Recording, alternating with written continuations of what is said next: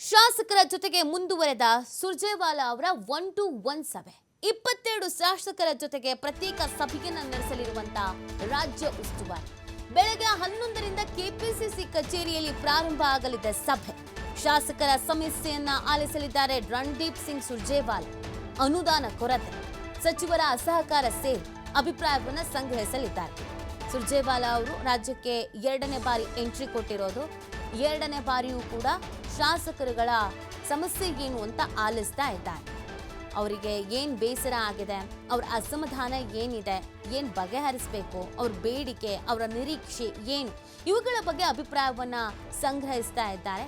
ಇವತ್ತು 11 ಗಂಟೆಯಿಂದ ಇವತ್ತು ಕೆಪಿಸಿಸಿ ಕಚೇರಿಯಲ್ಲೇ ಸಭೆ ನಡೆಯುತ್ತೆ. 1-to-1 ಏನೇ ಇದ್ರೂ ಕೂಡ ಮುಕ್ತವಾಗಿ ಮಾತನಾಡ್ಬೋದು.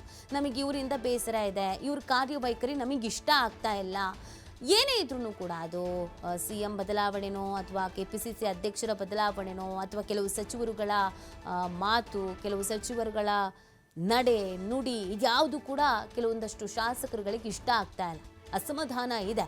ಆ ಅಸಮಾಧಾನವನ್ನು ಇವತ್ತಿನವರೆಗೂ ಹೈಕಮಾಂಡ್ ನಾಯಕರಿಗೆ ತಲುಪಿಸೋದು ಹೆಂಗೆ ಅಂತ ಪ್ರಶ್ನೆ ಆಗಿತ್ತು. ನಮ್ಮನ್ನೆಲ್ಲ ಮಾತಾಡಿಸ್ತಾರಾ, ನಮ್ಮ ಸಮಸ್ಯೆನೆಲ್ಲ ಆಲಿಸ್ತಾರಾ ಅಂತ. ಸೊ ಸುರ್ಜೇವಾಲಾ ಅವರು ಮುಕ್ತ ಅವಕಾಶವನ್ನು ಮಾಡಿಕೊಡ್ತಾ ಇರೋದ್ರಿಂದ ಈ ಚರ್ಚೆ ಬಹಳ ಈಸಿ ಆಗ್ತಾ ಇದೆ. ಇವತ್ತು ಶಾಸಕ ಬಸವರಾಜ ರಾಯರೆಡ್ಡಿ ಜೊತೆಗೆ ಸುರ್ಜೇವಾಲಾ ಅವರು ಪ್ರತ್ಯೇಕವಾಗಿ ಒಂದು ಮೀಟಿಂಗ್ ಮಾಡ್ತಾ ಇದ್ದಾರೆ. ಪದೇ ಪದೇ ಸರ್ಕಾರಕ್ಕೆ ಮುಜುಗರವನ್ನ ತಂದಿದ್ದಾರೆ ಬಸವರಾಜ ರಾಯರೆಡ್ಡಿ. ಗ್ಯಾರಂಟಿಗಳ ಬಗ್ಗೆ ಪದೇ ಪದೇ ಹೇಳಿಕೆ ನೀಡಿ ಸರ್ಕಾರಕ್ಕೆ ಮುಜುಗರ ಆಗುವಂತೆ ನೋಡ್ತಾ ಇದ್ದಾರೆ.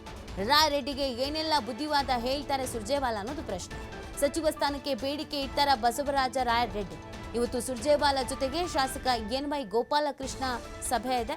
ಸಚಿವರು ಅಧಿಕಾರಿಗಳ ಮೇಲೆ ಕಿಡಿಕಾರಿದ್ದಾರಾ? NY ಗೋಪಾಲಕೃಷ್ಣ ಸುರ್ಜೇವಾಲಾ ಮುಂದೆ ಮತ್ತೆ ಅಸಮಾಧಾನ ವ್ಯಕ್ತಪಡಿಸ್ತಾರಾ? ಪ್ರಸಾದ್ ಅಬ್ಬಯ್ಯ, ಕೋನಾರ್ ರೆಡ್ಡಿ, RV ದೇಶಪಾಂಡೆ ಇವರೆಲ್ಲ ಯಾವ ಬೇಡಿಕೆ ಇಡ್ತಾರೆ? ಸಚಿವ ಸ್ಥಾನದ ಆಕಾಂಕ್ಷಿಗಳಾಗಿರುವಂತಹ 3 ಶಾಸಕರು ಕುತೂಹಲ ಮೂಡಿಸ್ತಾ ಇದೆ ಸುರ್ಜೇವಾಲಾ ಅವರ 2ನೇ ದಿನದ 1-to-1 ಸಭೆ. ನೋಡಿ, ಇಲ್ಲಿ ಬಸವರಾಜ ರಾಯರೆಡ್ಡಿ ಅವರು ಅನುಭವಿ ಇದ್ದಾರೆ, ಹಿರಿಯರಿದ್ದಾರೆ, ಆದರೂ ಕೂಡ ಅದ್ಯಾಕೋ ಗೊತ್ತಿಲ್ಲ, ಮಾತಾಡ್ತಾ ಎಡವಟ್ಟಿನ ಮಾತಾಡ್ಬಿಡ್ತಾರೆ. ಅದು ಪಕ್ಷಕ್ಕೆ ಬಹಳ ಡ್ಯಾಮೇಜ್ ಆಗುತ್ತೆ. ಅದರಲ್ಲೂ ಈ ಸರ್ಕಾರ ಅಧಿಕಾರಕ್ಕೆ ಬಂದಿದೆ ಗ್ಯಾರಂಟಿ ಯೋಜನೆಗಳಿಂದ ಅಂತ ಹೇಳ್ತಾರೆ. ಅಂಥ ಗ್ಯಾರಂಟಿ ಯೋಜನೆಗಳ ಬಗ್ಗೆನೇ ನಾಲಿಗೆ ಹರಿಬಿಟ್ಬಿಡ್ತಾರೆ. ಬೇಕು ಅಂತ ಮಾತಾಡ್ತಾರೋ ಅಥವಾ ಮಾತಾಡ್ತಾ ಏನೇನೋ ಮಾತಾಡ್ಬಿಡ್ತಾರೋ ಅನ್ನೋದು ಅರ್ಥ ಆಗಲ್ಲ. ತೀರಾ ಇತ್ತೀಚೆಗೆ 2 ದಿನದ ಹಿಂದೆ ಮಾತಾಡಿದಂಥ ಸುದ್ದಿ, ನಿಮಗೆ ಗ್ಯಾರಂಟಿ ಬೇಕೋ ಅಥವಾ ರಸ್ತೆ ಕಾಮಗಾರಿ ಮಾಡಬೇಕೋ, ಅದು ಬೇಕು ಅಂದರೆ ಇದಿಲ್ಲ, ಇದು ಬೇಕು ಅಂದರೆ ಅದಿಲ್ಲ ಅನ್ನೋ ಥರದಲ್ಲಿ ಮಾತಾಡಿದ್ರು. CM ಹೆಂಗೋ ಅದನ್ನು ಬ್ಯಾಲೆನ್ಸ್ ಮಾಡಿದ್ರು. ಆದರೆ ಯಾಕೆ ಈ ಥರದ ಹೇಳಿಕೆಗಳನ್ನು ಕೊಡ್ತಾ ಇದ್ದಾರೆ? ಮುಜುಗರ ಯಾಕೆ ಉಂಟು ಮಾಡ್ತಾ ಇದ್ದಾರೆ? ಅವ್ರ ಸಮಸ್ಯೆ ಏನು ಅದನ್ನು ಕೇಳಬೇಕಾಗಿದೆ. ಇನ್ನೊಂದಷ್ಟು ಮಂದಿ ನಮಗೆ ಸಚಿವ ಸ್ಥಾನ ಬೇಕು ಅಂತ ಕೇಳ್ಕೊಳ್ತಾ ಇದ್ರು. ಹಾಗಾಗಿ ಅವ್ರುಗಳು ಸೈಡ್ಲೈನ್ ಆಗಿದ್ದಾರೆ, ಸುಮ್ಮನೆ ಮನೇಲಿ ಕೂತಿದ್ದಾರೆ ಅಥವಾ ಇನ್ನೇನೋ ಮಾಡ್ತಾ ಇದ್ದಾರೆ. ಹಾಗಾಗಿ ಅವ್ರುಗಳನ್ನೂ ಕೂಡ ಕರೆದು ಯಾಕೆ ಈ ಥರ ಆಗ್ತಾ ಇದೆ, ನಿಮಗೇನು ಬೇಕೋ ಅದನ್ನೆಲ್ಲ ಕೇಳಲಿದ್ದಾರೆ. ಈ ಸಂದರ್ಭದಲ್ಲಿ ಅವ್ರುಗಳು ನಮಗೆ ಸಚಿವ ಸ್ಥಾನ ಬೇಕು ಅಂತ ಕೇಳ್ಕೊಳ್ತಾರಾ, ಅದಕ್ಕೇನು ಸಮಜಾಯಿಷಿ ಅಥವಾ ಸಮಾಧಾನ ಮಾಡ್ತಾರೆ ಅನ್ನೋದು ಕೂಡ ಮುಖ್ಯ ಆಗುತ್ತೆ.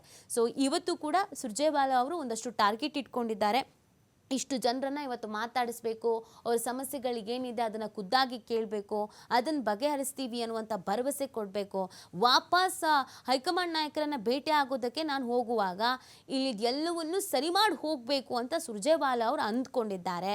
ಬಟ್ ಅದು ಎಷ್ಟು ಮಟ್ಟಿಗೆ ವರ್ಕೌಟ್ ಆಗುತ್ತೆ? ಯಾಕಂದರೆ ರಾಜಣ್ಣ ಅವ್ರು ಮೊನ್ನೆ ಹೇಳ್ತಾ ಇದ್ರು, ಸುರ್ಜೇವಾಲಾ ಅವರು ಬರ್ತಾರೆ ಹೋಗ್ತಾರೆ, ಹೈಕಮಾಂಡ್ ನಾಯಕರು ಅವ್ರಿಗೆ ಜವಾಬ್ದಾರಿ ಕೊಟ್ಟಿದ್ದಾರೆ, ಅವ್ರ ಕೆಲಸ ಅವ್ರು ಮಾಡ್ತಾರೆ ಅಂತ. ಅಂದರೆ ರಾಜಣ್ಣ ಅವರು ಸುರ್ಜೇವಾಲಾ ಅವ್ರಿಗೂ ಡೋಂಟ್ ಕೇರ್ ಅನ್ನೋ ರೀತಿಯಲ್ಲಿ ಆನ್ಸರ್ ಮಾಡಿದರು. ಹಾಗಾಗಿ ಕೆಲವರು ಮೈಂಡ್ ಸೆಟ್ ಆಗಿದೆ, ಏನೋ ಹೈಕಮಾಂಡ್ ನಾಯಕರು ಕಳಿಸಿದ್ದಾರೆ, ಅದಕ್ಕೆ ಬಂದಿದ್ದಾರೆ, ಮಾತಾಡ್ಕೊಂಡು ಹೋಗ್ತಾರೆ ಅಂತ. ಇನ್ನು ಕೆಲವರು ಮುಕ್ತವಾಗಿ ಮಾತನಾಡ್ತಾ ಇದ್ದಾರೆ, ಇಲ್ಲ ನೀವು ಬಂದಿದ್ದು ಒಳ್ಳೇದಾಯಿತು, ನಾವು ಸಮಸ್ಯೆಗಳನ್ನು ಹೇಳ್ಕೊಳ್ಬೇಕಾಗಿತ್ತು, ನಮ್ಮಲ್ಲಿ ಈ ಥರ ಸಮಸ್ಯೆಗಳಿಗಿದೆ, ನಮಗೆ ಇವ್ರ ಮೇಲೆ ಅಸಮಾಧಾನ ಇದೆ, ಬಣ ಬಡಿದಾಟ ಇದೆ, ಈ ಥರದ್ದೆಲ್ಲ ಹೇಳ್ಕೊಳ್ತಾರೆ. ಇನ್ನು ಕೆಲವರನ್ನು ಖುದ್ದಾಗಿ ಸುರ್ಜೇವಾಲಾ ಅವರೇ ಬನ್ನಿ ಇವತ್ತು ಮಾತಾಡೋಣ ಅಂತ ಕರೆದಿದ್ದಾರೆ. ಅವರುಗಳು ಹಿರಿಯರು, ಅನುಭವಿಗಳು. ಹಾಗಾಗಿ ಇವತ್ತಿನ ಮೀಟಿಂಗ್ ಸಾಕಷ್ಟು ಮಹತ್ವವನ್ನು ಪಡ್ಕೊಳ್ತಾ ಇದೆ. ಈ ಬಗ್ಗೆ ಮತ್ತಷ್ಟು ಮಾಹಿತಿಯನ್ನು ನೀಡ್ತಾರೆ ನಮ್ಮ ಪ್ರತಿನಿಧಿ ಶಿವು. 2ನೇ ದಿನಕ್ಕೆ 2ನೇ ಹಂತದ ಮೀಟಿಂಗ್ ನಡೀತಾ ಇರುವಂಥದ್ದು ಸುರ್ಜೇವಾಲಾ ಅವ್ರದ್ದು.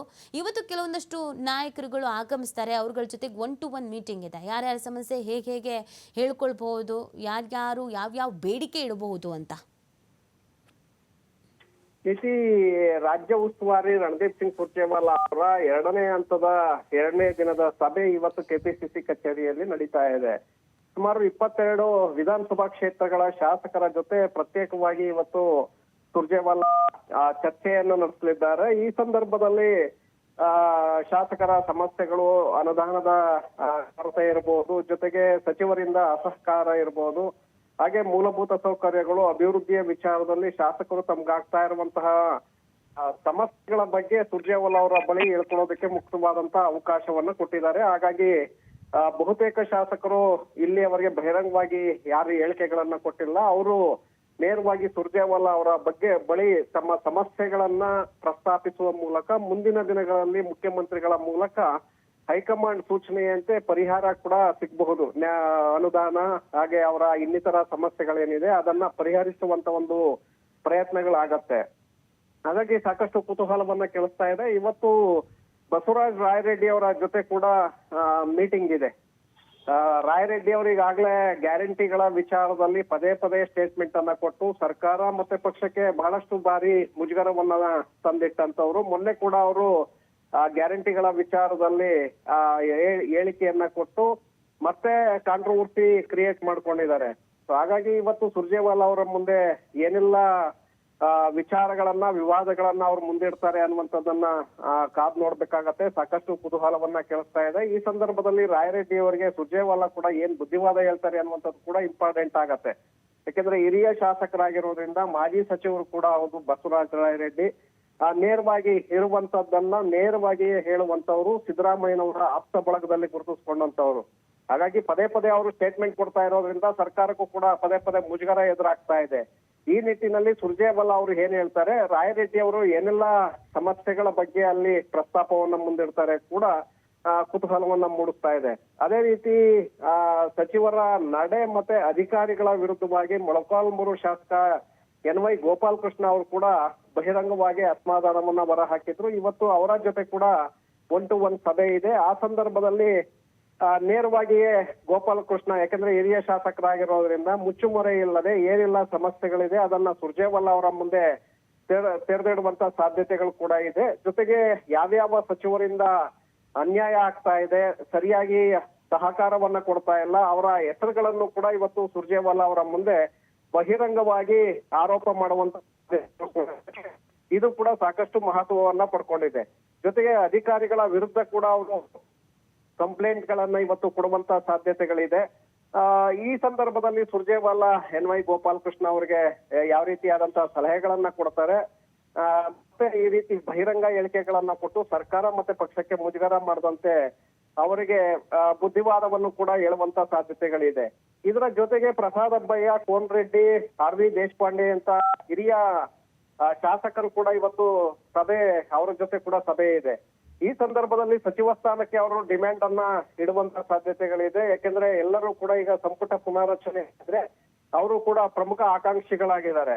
ಆ ನಿಟ್ಟಿನಲ್ಲೇ ನಮಗೂ ಕೂಡ ಅವಕಾಶವನ್ನ ಕಲ್ಪಿಸ್ಕೊಡ್ಬೇಕು ಅನ್ನುವಂತ ಒಂದು ಮನವಿಯನ್ನ ಪ್ರಸಾದ್ ಅಬ್ಬಯ್ಯ, ಕೋನರೆಡ್ಡಿ, RV ದೇಶಪಾಂಡೆ ಅವರು ಕೂಡ ಇವತ್ತು ಸುರ್ಜೇವಾಲಾ ಅವರ ಮುಂದಿಡುವಂತಹ ಸಾಧ್ಯತೆಗಳಿದೆ. ಸರ್ಕಾರ ಮತ್ತೆ ಕ್ಷೇತ್ರದಲ್ಲಿ ಆಗ್ತಾ ಇರುವಂತಹ ಸಮಸ್ಯೆಗಳ ಬಗ್ಗೆ ಕೂಡ ಅವರು ತೆರೆದಿಡುವಂತ ಸಾಧ್ಯತೆಗಳಿದೆ. ನೀತಿ. ಓಕೆ, ಥ್ಯಾಂಕ್ ಯು ಶಿವ, ತಮ್ಮೆಲ್ಲ ಡೀಟೇಲ್ಸ್ಗಾಗಿ.